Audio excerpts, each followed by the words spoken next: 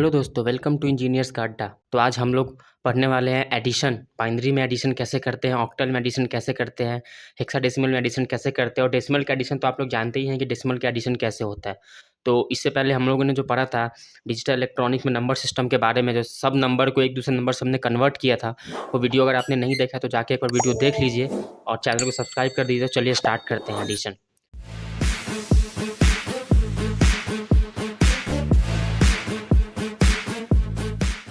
तो एडिशन में हम लोग देख रहे हैं बाइनरी। अब बाइनरी के लिए मैं आपको बता रहा हूँ, जैसे कि अब देखिए बाइनरी में जैसे 0 0 0 1 1 0 और 1 1। इसका अगर हम 0 0 करें तो 0 0 0 होता है, 0 1 1 होता है, 1 0 1 होता है और 1 1 0 होता है। और अगर इसका कैरी का बात करें तो इसका तो कैरी कुछ नहीं बचा, इसका कैरी भी कुछ नहीं बचा, इसका कैरी भी कुछ नहीं बचा। पर 1 1 0 हुआ, उसका कैरी जो हो गया वो हो गया 1। ठीक है, तो ये होता है बाइनरी का। अब इसका एडिशन मैं आपको करके एक दिखाता हूँ कि एग्जाम्पल जैसे ले लीजिए 0 1 0 1 और 1 0 0 0।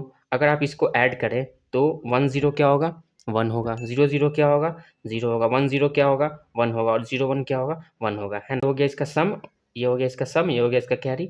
ये वाला आपका आ जाएगा 5। इसको अगर मैं ऐड करूँ तो ये आ जाएगा 5 और इसको मैं ऐड करूँ तो ये आ जाएगा आपका 8। तो अगर आप टोटल को ऐड कीजिएगा तो 8 5 13 होता है और ये टोटल जो वैल्यू है ये भी कितनी आ रही है, ये 13 आ रही है। तो ऐसे जी है आपकी सम हो गई। फिर आप एक दूसरा एग्जांपल ले लीजिए, जैसे कि 1 0 1 0 0 0 1 1।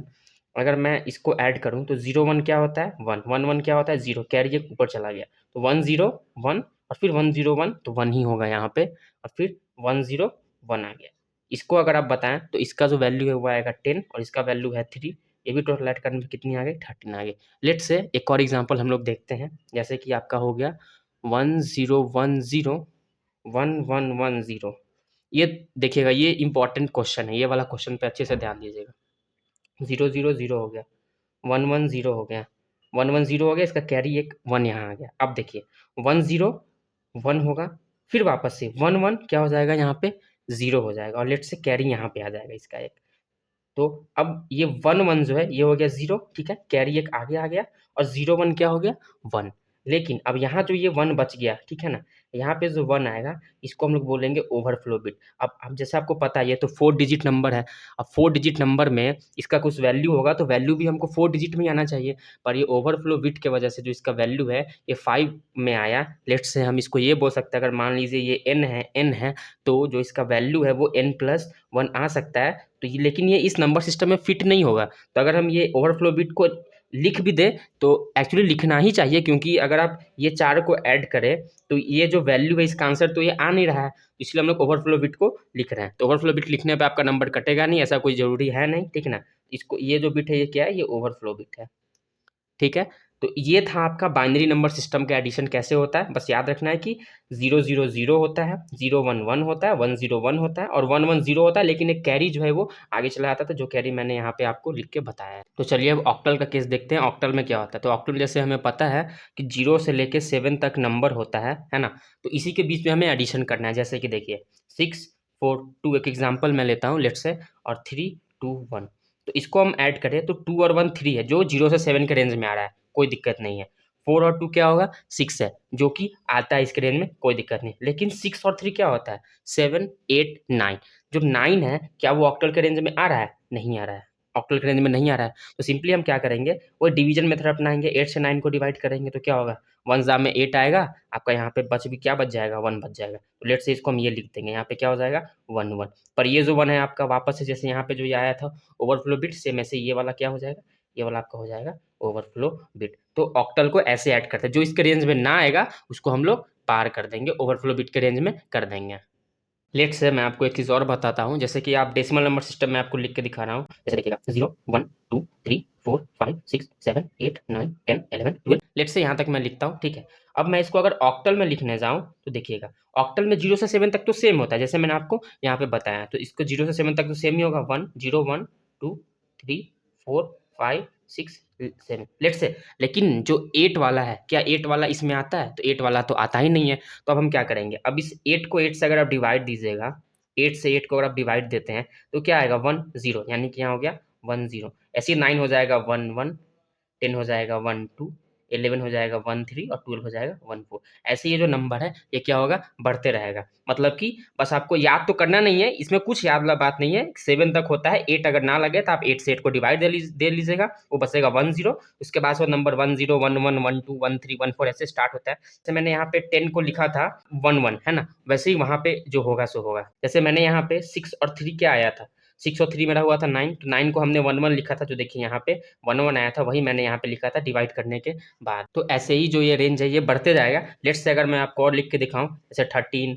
14, 15, ये डेसिमल का, तो इसका ऑक्टल वही हो जाएगा। 14 के बाद यहाँ आ गया 15, 16, 17, ये हो गया। मैं इसमें आपको एक और नंबर ऐड करके दिखाता हूँ ऑक्टल में, आपको बहुत अच्छे से समझ में आएगा। जैसे 146 को अगर मैं 136 से ऐड करूँ ऑक्टल को, तो देखिए 6 क्या होता है 12, तो हमने 12 जो डेसिमल उसको हमने क्या लिखा है 14, यानी लेट्स से 4 यहाँ पे, और इसका जो 1 है ये कैरी आ जाएगा यहाँ पे, 4 3 7 और कैरी 1 क्या हो गया 8। अब मैं 8 को जो ये डेसिमल है इसको ऑक्टल में क्या लिखता हूँ 10, यानी कि 0 और कैरी आ गया यहाँ पे 1 1 1, यहाँ क्या हो गया 3, तो ये हो जाएगा इसका ऑक्टल। तो आपको बहुत अच्छे से समझ में आ गया होगा कि ऑक्टल नंबर का एडिशन कैसे करते हैं। तो ऐसे ही हेक्साडेसिमल में भी हम लोग लिखते हैं। तो हेक्साडेसिमल का चलिए देखते हैं कैसे लिखते हैं।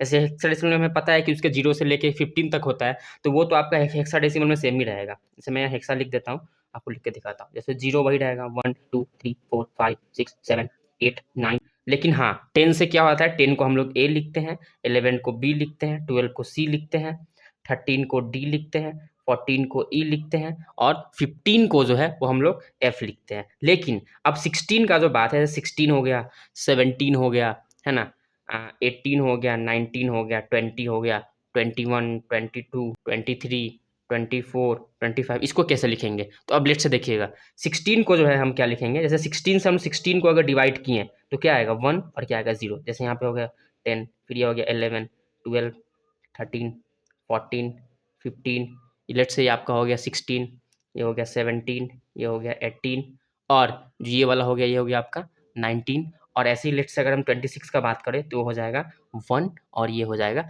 ए। तो ऐसे ही हम बढ़ते जाएंगे, फिर 1 ए करके सीरीज ऐसे चलते जाएगा। ये आपको याद करने की ज़रूरत नहीं है ना, ये बस आपको डिवाइड करके देख लेना है क्या होता है, फिर आपका काम जो है वो आराम से ईजिली बन जाएगा। ठीक है, तो मैं आपको इसमें एक एडिशन भी करके बता दे रहा हूँ कैसे होता है। तो ये आपको समझ में आ गया होगा, इजीली ज़्यादा कुछ करना नहीं है। बस जैसे ऑक्टल में हमने क्या किया, 0 से 7 तक का रेंज होता है, तो 0 से 7 तक का हमने रेंज लिया, और 8 से हम लोगों ने फिर वापस डिवीजन वाला रूल अपनाया, और फिर 10 11 12 13 14 करके ये वापस बढ़ते गया। वैसे ही हेक्साडेसिमल में हमने क्या किया, 0 से 50 तक का तो हमें पता है, 9 तक तो वही होता है, बट 10 से A B C D E F करके चलता है, और आपका वो 15 तक पहुंच जाए। लेकिन 16 से क्या होगा, फिर 16 से 16 को जब हमने डिवाइड किया तो वैल्यू आपका क्या है 10, 17 का 1 1, ऐसे करके वैल्यू आगे बढ़ता गया। और लेट्स से 26 का जब हमने किया तो वहाँ पे आया 1A, फिर ऐसे करके वो बढ़ते जाएगा 1B 1C 1D, ऐसे ही सीरीज जो है ये बढ़ते जाएगा। तो मैं आपको एडिशन बता दे रहा हूँ इसका कैसे एडिशन करना है। जैसे कि एक एग्जाम्पल ले लीजिए 8AB और उसके साथ 9 3C। तो जो B को है हम लोग क्या लिखते हैं 11, ठीक है, और C को क्या लिखते हैं, C को लिखते हैं 12। दोनों का सम करेंगे तो क्या आ जाएगा 23। और लेट्स से देखिएगा आप 23 का यहाँ पे क्या हुआ था, तो 23 को हम लोग क्या लिखते हैं 17, यानी कि यहाँ हो जाएगा 7, ये हो जाएगा आपका 7, और यहाँ आ जाएगा कैरी 1, है ना। फिर से हम ए को क्या लिखते हैं, तो ए को आप देखिएगा, ए को हम लोग लिखते हैं यहाँ पे 10, ठीक है, और उसके साथ क्या है 3 यानी 13, और कैरी 1 14, और 14 को हम लोग क्या लिखते हैं, 14 को हम लोग हेक्साडेसिमल में लिखते हैं, जैसे कि आपका 14 वाला पार्ट है, तो 14 को हेक्साडेसिमल में लिखते हैं ई, क्या लिखते हैं ई, तो यहाँ पे क्या आ जाएगा, यहाँ पे हो जाएगा आपका ई।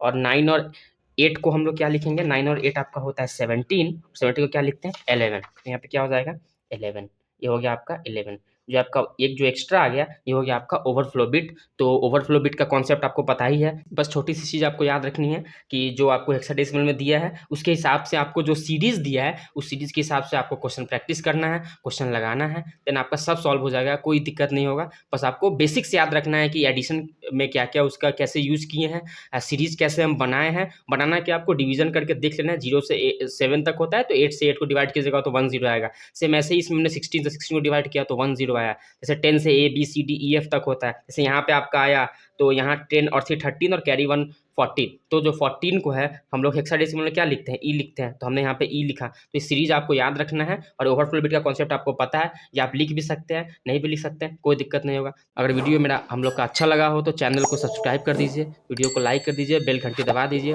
Till then tata bye bye.